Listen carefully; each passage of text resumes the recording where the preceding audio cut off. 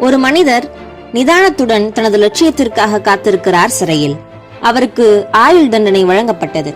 காரணம், அவர் தனது கருப்பின மக்களுக்காக தனது அனைத்து சுக துக்கங்களையும் துறந்து எழுச்சியோடும் விவேகத்தோடும் அது மட்டுமல்லாது நிதானத்தோடும் கண்ணும் கருத்துமாக பாடுபட்டார் அகிம்சை வழியில்.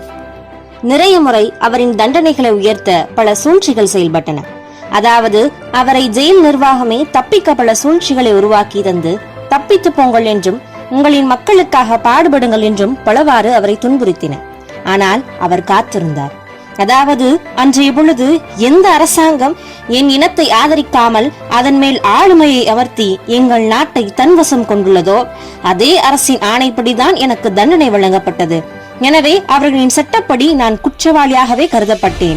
எனவே அவர்களின் சட்டப்படி நான் எனது ஆயுள் தண்டனை எப்பொழுது முடிவடைகிறதோ அப்போதுதான் விடுதலையாவேன்.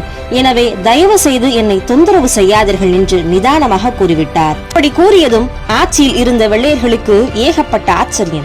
என்னடா இது, இப்படி ஒரு மனிதனை உலகில் கண்டதுமில்லை, கேட்டதுமில்லை, படித்ததுமில்லை, ஏன் காற்று வாக்கில் கேள்விப்பட்டது கூட இல்லையே என்று அவர்கள் அதிர்ச்சி அடையும் அளவிற்கு ஒரு தலைவர் நிதானத்தோடு காத்திருந்தார். தன் இன மக்களுக்காக பல ஆண்டுகள் சிறையில் கழித்தார். அவருடைய தண்டனையும் ஒரு நாள் முடிவுக்கு வந்தது. பிறகு மீண்டும் அயராது உழைத்தார். பின்னர் தேர்தலில் போட்டியிட்டார். முடிவு, அந்த சாம்ராஜ்யத்திற்கு அதிபராகிவிட்டார். அவர்தான் நெல்சன் மண்டேலா.